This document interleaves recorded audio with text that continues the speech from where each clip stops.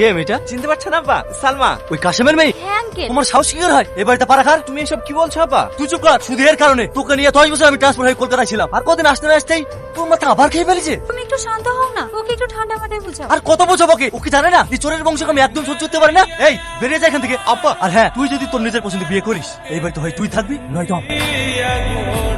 তুমি এত ভীতু কেন? জোর করে বলতে পারলে না যে তুমি আমাকে বিয়ে করবে? দেখো, আজ পর্যন্ত আমি আব্বার মুখের উপর কোনোদিন কথা বলিনি, কিন্তু যেভাবেই হোক আমি আব্বাকে রাজি করাবো। থাক, তোমাকে রাজি করাতে হবে না, তোমার আব্বাকে আমি রাজি করাবো। টনি, তুই আবার এখানে কি করতে এসেছিস? তোর মতো বেইমানের সাথে আমি কথা বলতে, আমি টনির সাথে কথা বলতে এসেছি। টনি, আজ আমি প্রমাণ করতে এসেছি যে আমি সালমারও সাথী।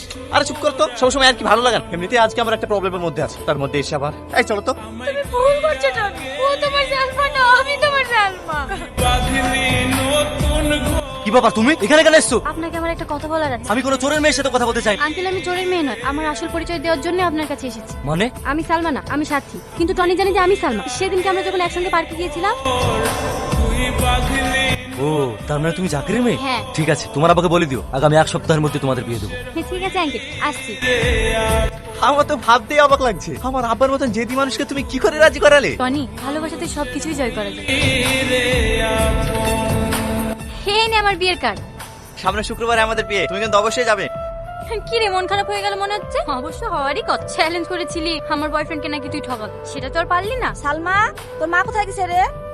এই ছেলেটাকে তো চিনতে পারলাম না। আমার নাম টনি। তুমি টনি? সেই ছোটবেলায় দেখেছি। কবে বাড়ি এসছো বাপ? এই তো 1 মাস মতো হল। যাক, এবার তো সালমা টনি টনি করা বন্ধ হবে। সেই ছোটবেলা থেকে দেখে আসছি, শুধু তোমারই কথা, শুধু তোমারই কথা। থাকো বাপ। এই সালমা, তোর মা আসলে পাঠিয়ে দিক। তুমি তো ভীষণ জেদি, বান্ধবীর সঙ্গে চ্যালেঞ্জ জেতার জন্য পাড়ার কাকিমাকে রেডি করে রেখেছো। টনি, তুমি আমাকে এখনো ভুল বুঝছো। আমি তোমার সালমা। আমি কি করলে তুমি বিশ্বাস করবে বলো তো? আচ্ছা আচ্ছা ঠিক আছে, আমি বিশ্বাস করি। এবার খুশি তো? তুমি কিন্তু অবশ্যই যেও, আমাদেরকে এবার অন্য জায়গায় যেতে হবে। আসছি, চলো। ভালো আছেন শাশুড়ি মা? কি ব্যাপার আপনি? মনে করিয়ে দিতে আসলো, 2 মাস তো প্রায় হতেই চললো, আর মাত্র 7 দিন বাকি। টাকা তো জোগাড় করতে পারবেন না সেটা আমিও জানি। তাহলে বিয়ের জন্য কেনাকাটা শুরু করি। না না, আমি আমার মেয়ের জীবন নষ্ট করতে পারবো না। আমাকে আর কিছুদিন সময় দিতে হবে। না না, এভাবে কথা উল্টো পাল্টা হবে বলেই তো আমি ড্যামি করে রেখেছি। এবার আর কথা নচ্চর হতে দেবো না। 1 সপ্তাহের মধ্যে টাকা দিতে হবে, আর না হয় সালমার সঙ্গে বিয়ে দিতে হবে। বলো বলো, কোনটা হবে? বিয়ে হবে। বিয়ে হবে?